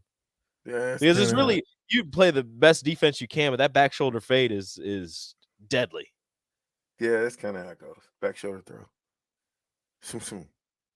Quick stop, turn around, twist the You body. don't even know. Well, most defenders can't jump a back shoulder throw if it's thrown right and the receiver drops his hit and stops on the hips and stops on the dime. They'll never see it coming. No, they'll never make that play. Like I said, you could play the greatest defense ever, and that back shoulder, they stop you. I mean, you're going to keep going. Did New England start? New England lost by 3. You guys are terrible. Overtime. I just wanted to say that. Anyway, they said they took it to overtime with a rookie quarter. Did you know the first rookie quarterback this season to throw a touchdown pass? New England's quarterback, Bailey Zappi. What's their record? They are, I don't know, like 1-3. That's my point. Is Belichick getting ready to retire? No. No, he's fine. No. You think second half team? Yeah. Well, they're without their starting quarterback. They just re-signed Jamie Collins for the 4th time. Well, that's a part of the game, right? That's what I'm saying. How important Casey is, and I got to do a better job of protecting him. You know what I mean? Because regardless, you can't get into the game and then give up a sack fumble touchdown. Mm-hmm. That was a sack fumble touchdown. That was really a game changer. But that just shows you how much these boys fought, and they didn't give up.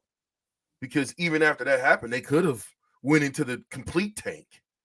You know? Oh yeah, that was almost a backbreaker because that, and people are questioning Mickey Joseph on swapping the quarterbacks in that situation, and I understand that putting Chubb in, with the back to the goal line, was a very tough situation to put him in at, but it was the direct drive after Casey had made a mistake. I don't remember exactly what had happened, but he had made a mistake and he went to the sideline and was getting chewed out by Mark Whipple.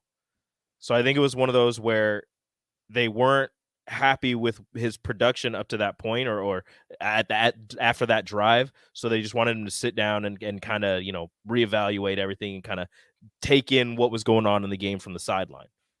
Again, it was a terrible situation to put Chuba into, but I mean, it worked. Casey played a great game after that. Yeah, I mean, yeah, it worked. But you can't first down, we're already backed up. We ran the ball. Second down, we ran the ball. We didn't get anything. Third down, we passed. Well, what are they going to do normally on third down? No, they're going to rush. They're going to blitz. Yeah. They did it. This team blitzed a lot. Listen, I'm taking my hat off to the offensive line. Did we miss blocks? Absolutely. But for the most part, they didn't do too bad. They did better than I've seen them do in a long time. I've seen guys fighting, and I've seen guys driving, and I've seen guys aggressive. And the more aggressive that we can play controlled aggression, the better. It really is. It's going to be like new wine. It was a different mentality, and I noticed it right when at the beginning of the game. And I mean, it's the beginning of the game. Everybody's juices are flowing, but the defensive line was getting pushed that I hadn't seen all season. They were shoving the Indiana's offensive line back into Connor Bazelak's lap, and that's something that I hadn't seen all season from the defensive line. Well, you got to wonder: was that scheme, or is that what was it? It was the same three people. Why, right? So what was I don't know. Why don't you know? That's a great question. I don't go to practice. I don't know what Somebody changed. has to know. Sauter Heyman text line's open. Come on, hit us up. They just seemed more aggressive and more physical at the point of attack, and they were, like I said, Colton Feast, Ty Robinson, all those guys on that defensive line. They were just shoving the offensive line back, getting not to the quarterback to sack him all that often, although they did have a couple sacks, but they were getting into his lap, making him uncomfortable, making him have to roll out and make decisions on the run. Who's your offensive player of the game? I mean, my offense, it's hard to pick against. Give me three. Give me three. Offensive player of the game. 3, Palmer, Thompson, and Anthony Grant. I mean, it's just, your regular 3. Anthony, look, so people are talking about the average that Nebraska had, right? So they're talking about Nebraska only averaged 2 point, their rushing average, right? So they averaged 2.3 yards a rush, right? Yeah. But people forget that in college they take the loss of yardage on a sack, and it's to your rushing total. Yeah. So Casey Thompson had 6 rushes for 6 yards, 38 losses, net of negative 32 yards. So that cuts into the average for the running backs, because you had your three running backs. Anthony Grant, Gabe Ervin, Jaquez Yant averaged 4.3, 3.5, and 1.5 yards per carry. Jaquez Yant only had the 2 attempts at the goal line, got the touchdown for 3 yards. But those averages are really good. But the sack yardage that takes away from that, that's what makes it look like Nebraska only averaged 2.6 yards per carry on their 51 attempts. I really don't care if we did average. We could have averaged 2.9, 2.1, 1.9. Why? We won the game. That's true. And why? Because those 52 carries, guess what it did? It allowed us to get behind the doggone defensive backs. The 2 touchdowns, the 2 deep balls, and we were catching deep balls more than just those 2, but the 2 deep balls, what happened? Why were we able to do the deep balls? Because you had safeties that wanted to come up and try to mill around, to try to sniff their nose into the run, to make sure that we didn't get more than 2.3 per carry. And before you know it, the top's blown. What did we average receiving? The average receiving? No. Hold on, I gotta go back a page. Average per reception. Oh, it doesn't have it on here. Where's it at? There's rushing, pass. I mean, that's passing. Average per pass was 10 yards per attempt. 15 or average attempts 10, average completion 15. Yeah, I don't know. Well, I couldn't tell you that. No. All you got to do is divide 18 divided by 270, or 270 by 18, whichever one you want to look at it. 270 divided by 18. Okay, that's how you get the answer. You got your calculator? I know you need your I do. calculator. I'm bad at math, so You guys can't do the long math 15. anymore. Huh? Come on, what do you got? 15. Okay, boom. Boom. Boom. Boom. Think about that. 15 yards per catch. I'll take that. I'll take that any day. Yeah. What? This is a game, man. Take what they give you. Period. They give it to you, you take it. They give you the run, you take the run. They give you the pass, you take the pass. Fourth quarter, what did they give us? The run. The run. They get the pass. You got the. I mean, that's when you got your big pass and touchdown. I mean, they gave us everything in the fourth quarter. That's true. I mean, we gashed them in the fourth quarter. We really. I was waiting for Anthony Grant to break one. He was so close multiple times. Just one more guy, one more block, and he had a couple big runs in the making. Somebody said, I don't know who I was sitting by, but they was like, he runs like a cat. He's quick. Cat. If he's you throw quick. a cat, the cat always land on his feet. Yep. I mean, he's twisting and turning, and there was one play where he spun 3 times. Dude, 32 times they had to try to tackle him. That takes a toll on any defense. He trucked somebody in the fourth quarter. He dropped somebody. Oh my God! Wait! I'm glad you brought that up. In the fourth quarter, on the goal line, when Casey scored, they ran a quarterback keep or draw, or whatever you want to call it. Oh, I know exactly what you're gonna say. OMG! Listen. Yep. Grant totally annihilated number 19. 18, yep. So you had 17. Brewington coming across, and he wrecks number 31 going across, and then Grant leads the way through the hole and just drops the safety, and Casey Thompson walks in. Yeah, that whole blocking scheme with those two guys on that play. Dude, I love that. I love that play. Yeah, well, I mean, you gotta be physical. If you want to be a great football team in the Big Ten, you got to be physical. You got to have a mindset to get after it, or you're gonna get beat. You're gonna be like Wisconsin, wondering what just happened, and you're so shook that you fire your coach. Yeah, I believe they fired him.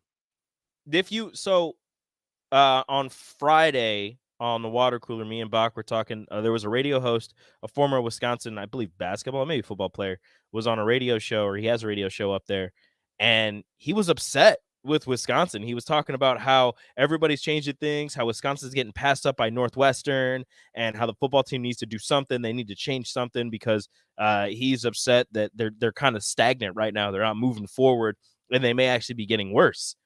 I really want to know what he has to say today after they fire Paul Chryst. Because although you could say, they may have been stagnant, they may have been kind of going the wrong way, the years before these last two kind of struggling years, Paul Chryst had been one of the better coaches in the Big Ten. I mean, Wisconsin, one of the better teams in the Big Ten. But it's a what have you done for me lately kind of league. And these last 2-3 years have not been the prettiest, not the most forgiving for Wisconsin and Paul Chryst.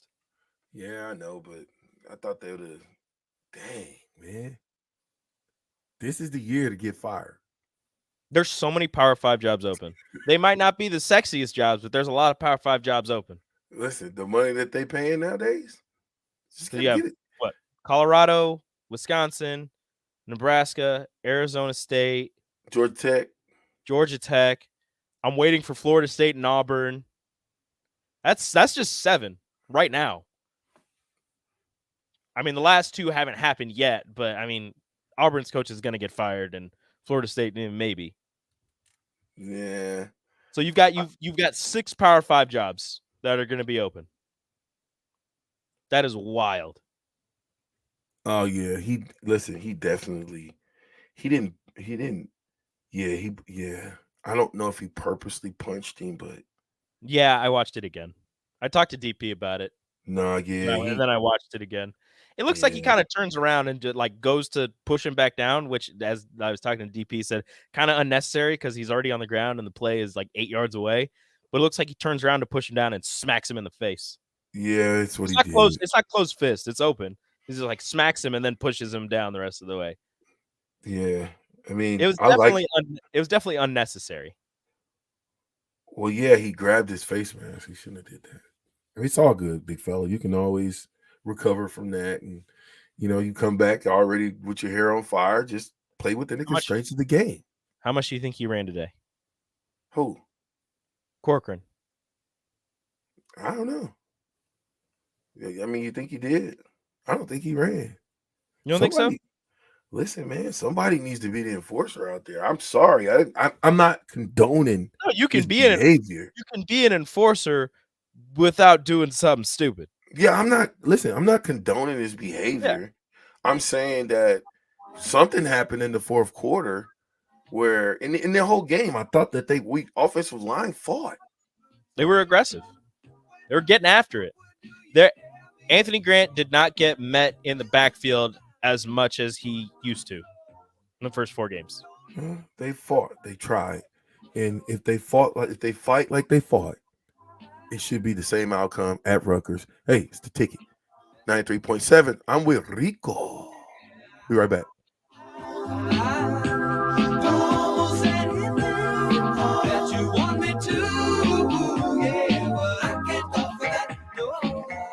Rico here with HIS Auto Care at 70th and Van Dorn, letting you know HIS is a great place to bring your vehicle for service. With superior service bumper to bumper, we'll treat your vehicle like it's your mother's. Doesn't get any better than that. So call 402-488-8934 and HIS Auto will make you glad you did. 5% off, mention this ad, and for sure your mother will be proud you called.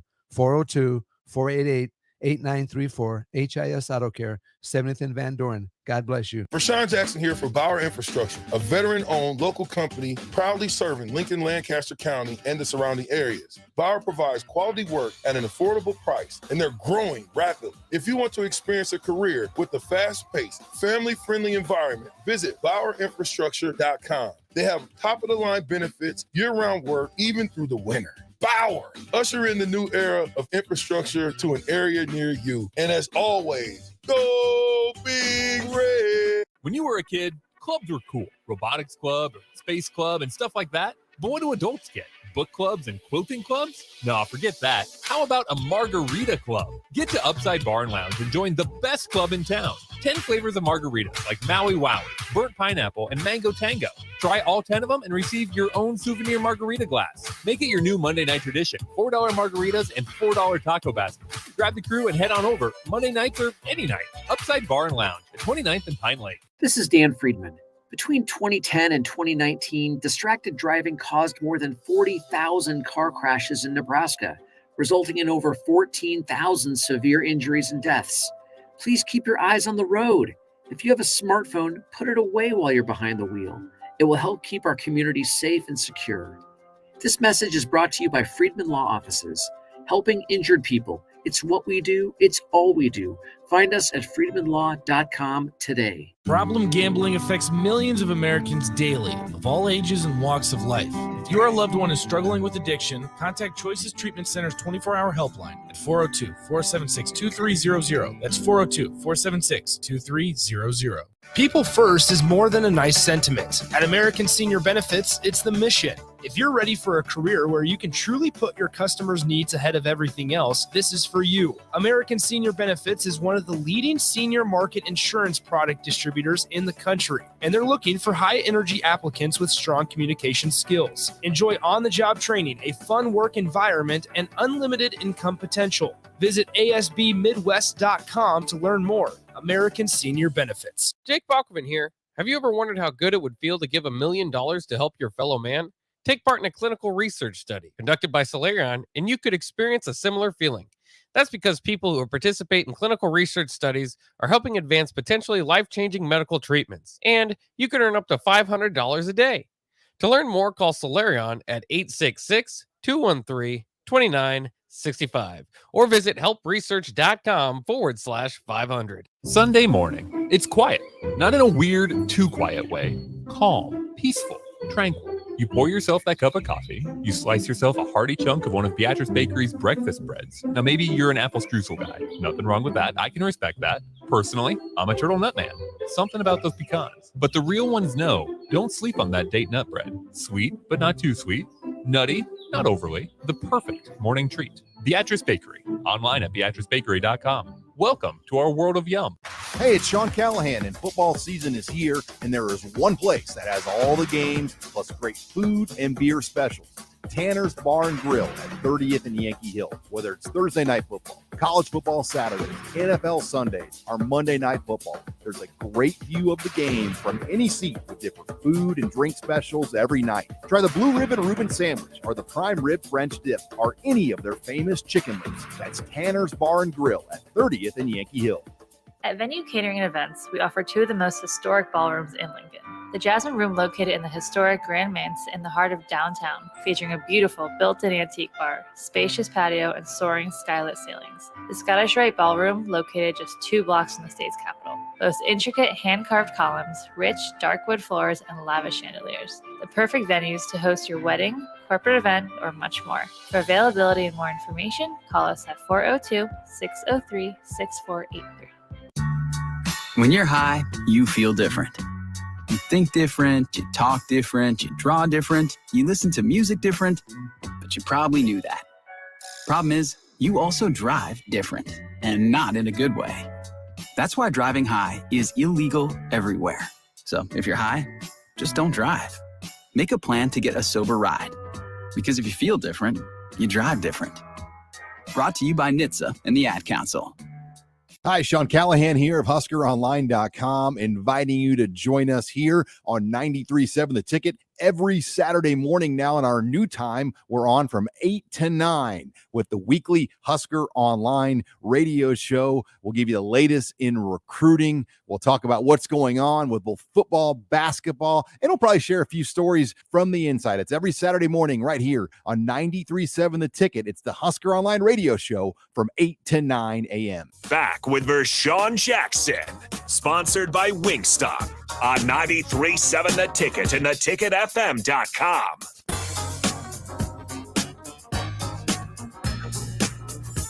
Rico, you gotta be out. I'm not messing around today. Give me I was just looking at something, Rico, and I just wanted to say this stuff. Well, I just wanted to look at buyout. So how much you think Paul Chris is getting? Oh, I saw it was like 17 or 18. 16.4. Okay. But they during the presser the other day, they talked to the SCAD about it, and he said that him and Paul Chris talked with each other, spoke with each other, and they cut that down a little bit. When did they cut it? For some reason. Scott Frost, So they asked 15 million. Yeah. Jeff Collins, Georgia Tech, 11.3. Okay. Carl Dorrell, Colorado, 8.7. Herm Edwards, 9.4. Asterisk. Because if they find out that he knew anything, he's not getting anything. At least that's what they said. Yeah, I don't think he's Huh? Just saying, man. I'm trying to stay as peaceful and kind and nice because we won the game. I don't want to get too excited because we play Rutgers. Tough Talk Tuesday would be a great way to dig into Rutgers football. Mickey Joseph was talking today, and he did say they asked him about the road test, and he's like, field's still 100 yards long. Just got to go out there and play football. Right. Nice. You got it? I don't have it, no, because I'm in here. I haven't been able to record it and cut it up, so I'm just reading the stuff from Twitter. Oh, I got you. Wingstop. You can get your chicken sandwich right now. 50th and O Street. Chicken sandwich. 29th and Pine Lake. Chicken sandwich. 28th and Superior. I said chicken sandwich. Chicken sandwiches all over the place. Yes, or you can get wings. You can get fried corn. You can get your veggie sticks. All type of different drinks. Rico, every Thursday you get Chicken Stop. Wingstop. Wednesday. Every Wednesday you get chicken. Wings. I get chicken from Wingstop. From Wingstop. Yep. Thank you for helping me. I got you. And it's delicious every time.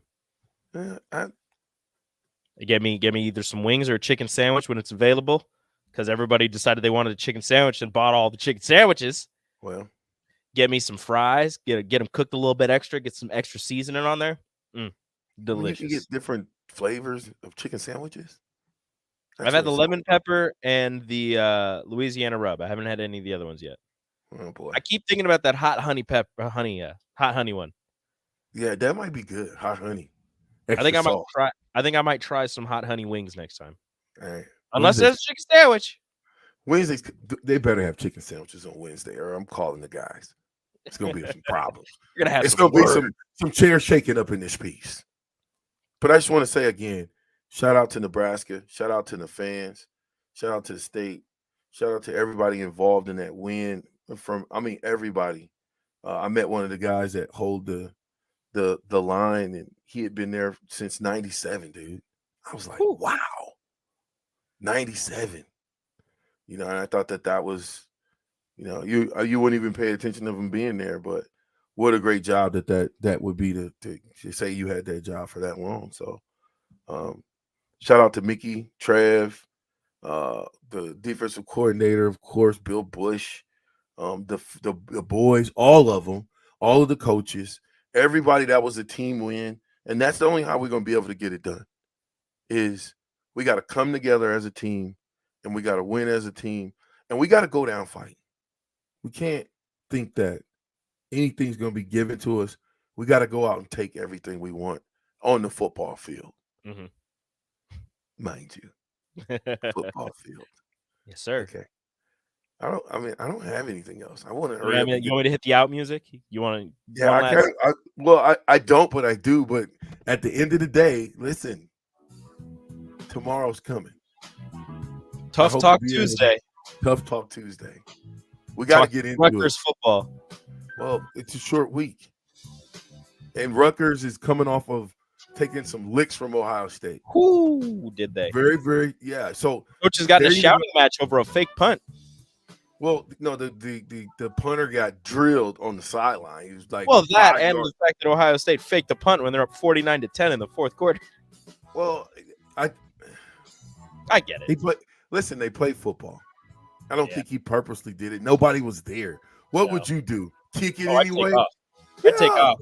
We got nobody was there. I'm sorry. Listen, get the wing stop. It's the captain. I'm with Rico. Rico, have a great show. Water cooler's up next. Holla at your boy, 93.7. The Ticket.